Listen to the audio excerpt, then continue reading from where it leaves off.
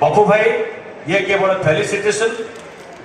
मोटे घरे रखा नुहे ये व्यक्तिगत कथा मयूरभंजिया कथा आपण आहरी आग को जातु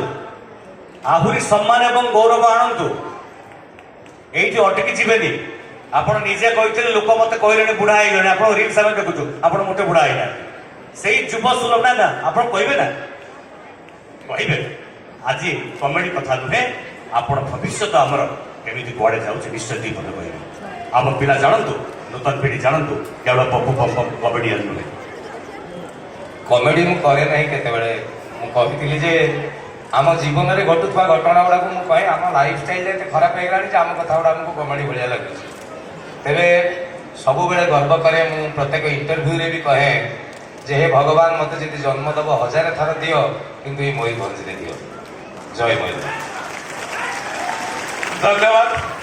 मत लगे पप्पू भाई की देखला मोर कथा मन पड़ जाए।